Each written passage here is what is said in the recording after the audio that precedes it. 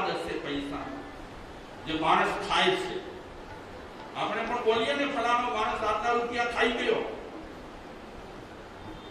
તમને નવી નવાઈ લાગશે કે થોડા સમય પહેલા એક માણસ એક મંદિરમાં, જૈન મંદિરમાં 60 લાખ રૂપિયા ચાવ કરી ગયો. ભગવાન કહે છે લઈ જા, તું શું કામ રાખે છે?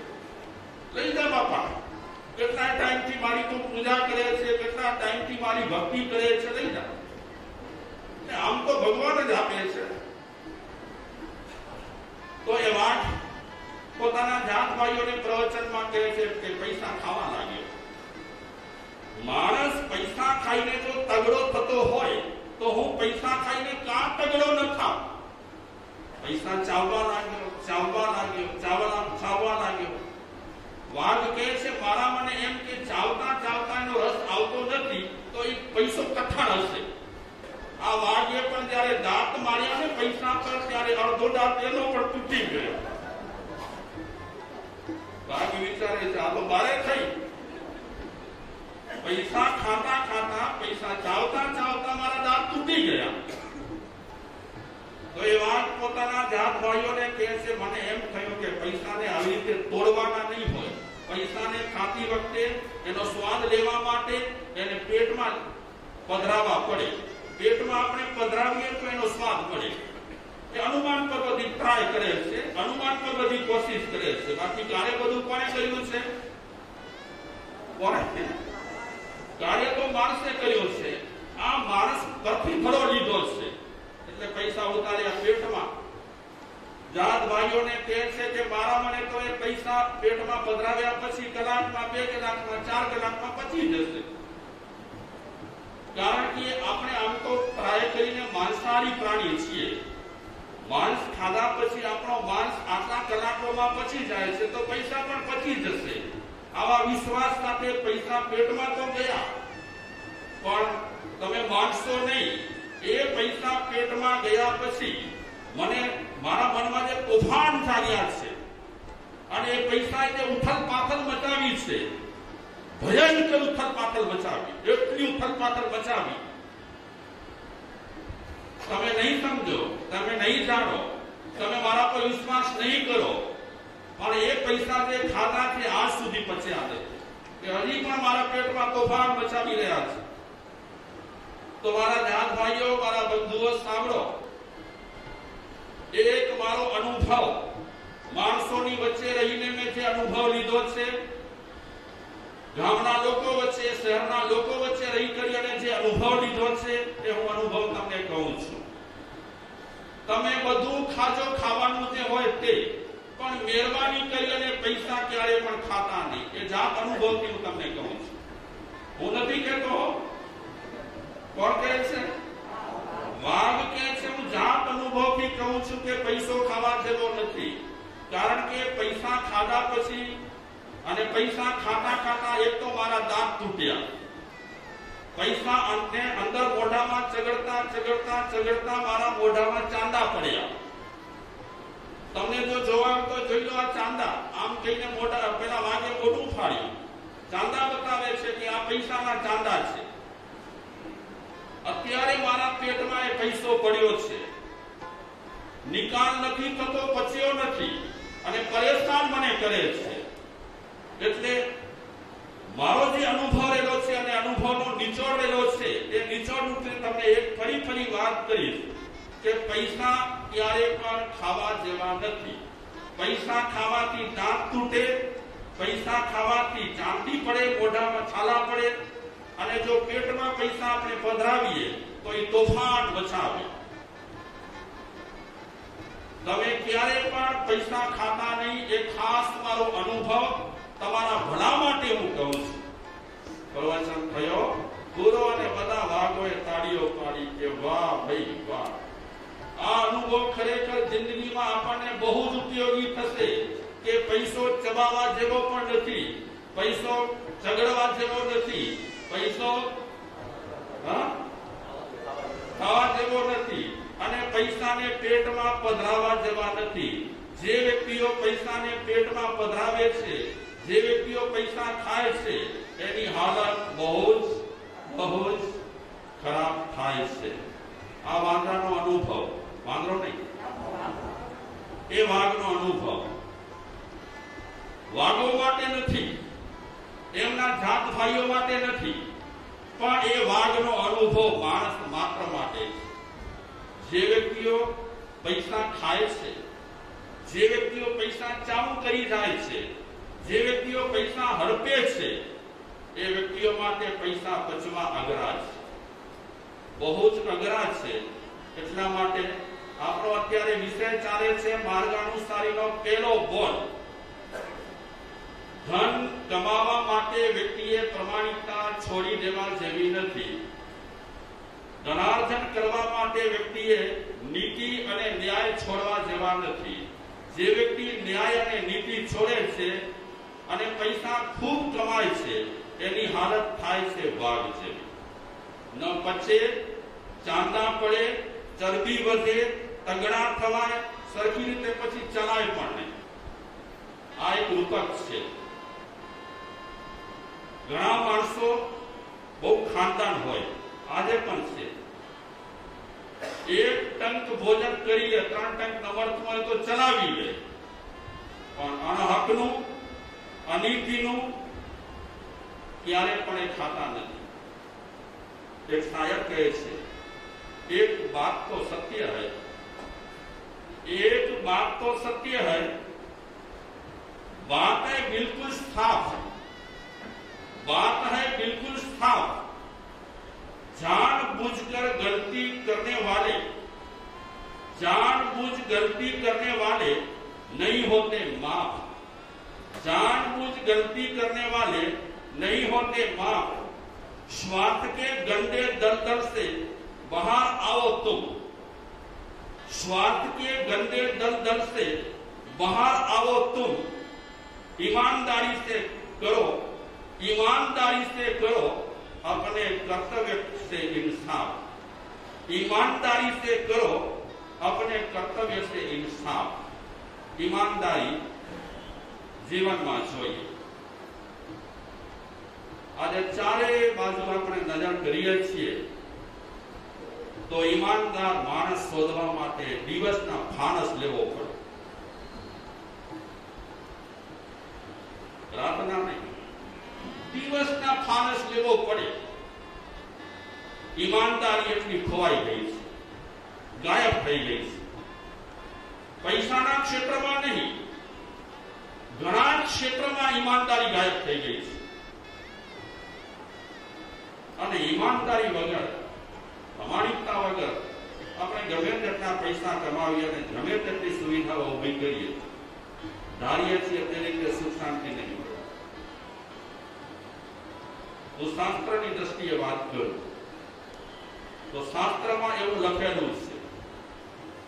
જૈનાગમની વાત કરું તો જૈનાગમમાં લખેલું છે, અન્યાય અને અનીતિથી કમાવેલી કમાણી લાભાંતરાય કર્મ બાંધે છે. લાભાંતરાય કર્મ અને લાભાંતરાય કર્મ આ રીતે બંધાયા પછી ભવિષ્યમાં એને પૈસો મળવો બહુ કઠિન થઈ જાય છે. અન્યાય અને અનીતિથી પહેલી વખત કદાચ પ્રયાસ કરતા એને પૈસો મળશે અને મળી પણ જાય, પણ એની સામે લાભાંતરાય કર્મ ખડો થાય અને લાભાંતરાય કર્મ ખડો થયા પછી એને ફરીને મનુષ્ય જન્મ કદાચ મળે તો ઘણી વખત એને પૈસો મળતો નથી. તમે નજર કરો માણસો પર, દાખલારૂપ છે માણસો ઘણા મહેનત કરે છે, મજૂરી કરે છે, ભણે છે, જોબ નથી મળતો, જોબ નથી મળતો.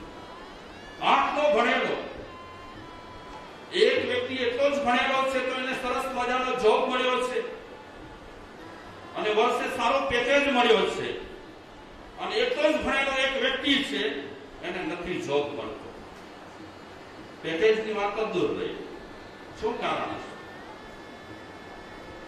શું કારણ હશે?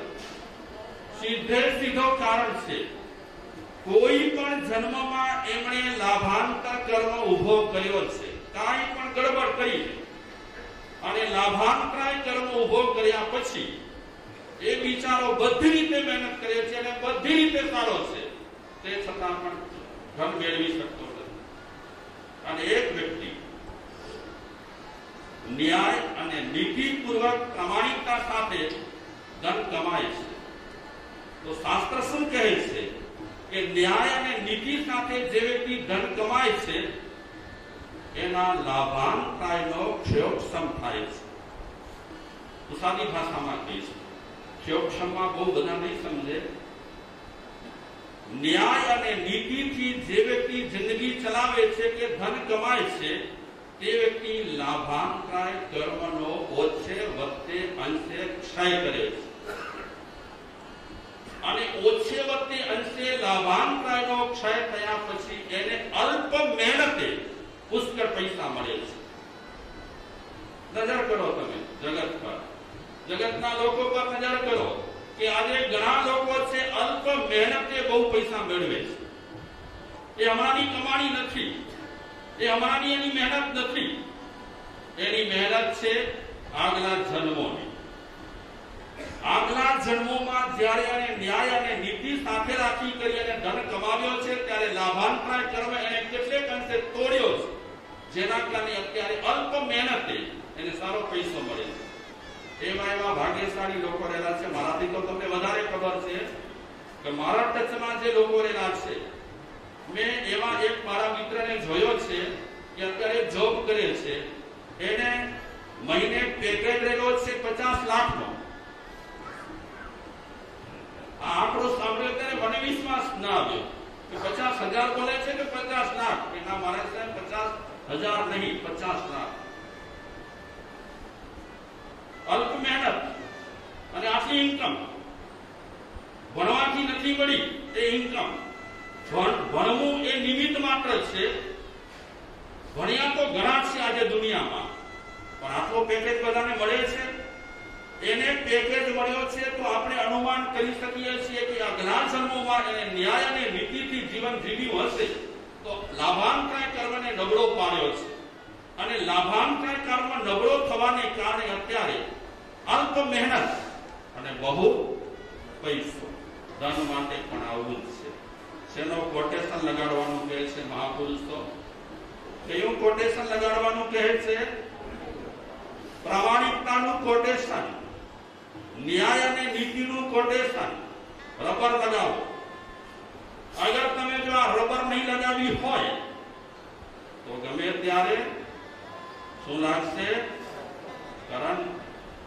અને આપણે જાણીએ છીએ કરંટ લાગે આ વીજળીનો, એ આપણને થાળી પણ શકે છે અને એ જ આપણને સળગાવી શકે છે, મારી શકે છે.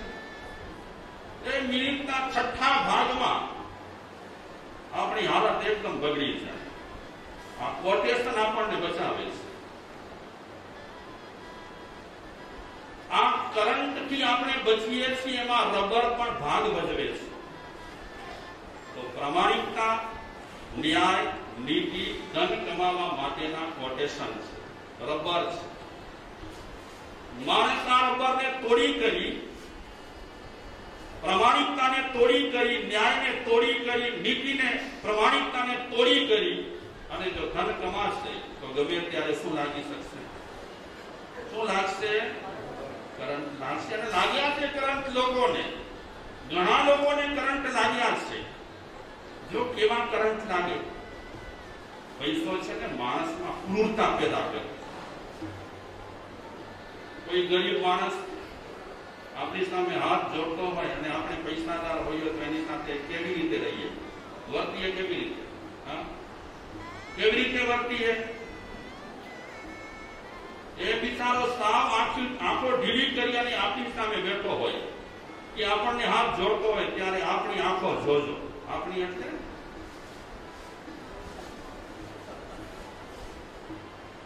જો કે થોડા પૈસા હોય તો પણ ઘણી વખત આપણે કરડાટીથી એને જોઈએ, બહુ કડવી નજરે જોઈએ. પૈસો ક્યારેક જીવનમાં ક્રૂરતા પેદા કરે છે, ભયંકર ક્રૂરતા પેદા કરે. એક શેઠિયા પાસે એક ખેડૂત, વરસાદ સારી પડી હતી એટલે ખેતીવાડી માટે 1000 રૂપિયા માંગ્યા. કરગર્યો બિચારાએ આજીજી કરી એટલે 1000 રૂપિયા એ શેઠિયાએ આપ્યા. કરોડોની આસામી ધરાવનારા શેઠિયાએ ફક્ત 1000 રૂપિયા આપી અને એનું કામ અત્યારે પાટે ચલાવ્યું. થોડા દિવસ પછી એ જ ખેડૂત એ જ શેઠિયા પાસે આવી કરી અને કીધું, શેઠ, ખેતરમાં થોડું બિયારણ ખૂટ્યું છે, 400 રૂપિયાની જરૂર છે. પાક થશે એટલે 1000 રૂપિયા અને 400 રૂપિયા, તમારા 1400 રૂપિયા કહેશો તો વ્યાજ સાથે આપીશ, તમે જે રીતે કહેશો તે રીતે આપી દઈશ. કુદરતે મહેરબાની કરી છે, વરસાદ સારી છે, બિયારણ માટે થોડા પૈસા જોઈએ. વધારે માંગણી નથી કરતો, ફિગર નક્કી કરીને આવ્યો હતો 400 રૂપિયા અને મફતમાં એમને એમ લેવાના હતા. ખબર નહીં શેઠિયાના મન પર શેતાન સવાર થયો અને એકદમ બેફામ બોલવા લાગ્યો ખેડૂત સામે કે તમને ધંધા નથી, વારે ઘડીએ માંગવા આવી જાવ છો. જરા શબ્દ એવા વાપર્યા કે તમારા બાપાએ મારી પાસે દાબલા દાટ્યા છે કે આવી રીતે પૈસા લેવા આવ્યા છે. એના વધુ પડતા બોલી ગયા. ભલે આપણે પૈસાદાર હોઈએ, ભલે આપણે બંગલાવાળા હોઈએ, જવાન પર તો કંટ્રોલ રાખવો જ જોઈએ. તમે ભલે સાહેબીમાં જીવતા હો, એનો મતલબ એ નથી કે પછી બધાની સાથે બે કંટ્રોલ બની કરી અને જેમ તેમ વર્તવું. બહુ જીભા જોડી કરી. ખેડૂત કાંઈ નથી બોલતો, હાથ જોડીને ઉભો છે કે શેઠ તમે આટલું ના બોલો, મારા બાપાએ ડાબડા દાટ્યા છે એટલી હદ સુધી તમે વાત કરો, ઠીક નથી શેઠ, જરા જીવાન સંભાળો. તેમ શેઠ બેકાબુ બોલે છે, બેફામ બની ગયા.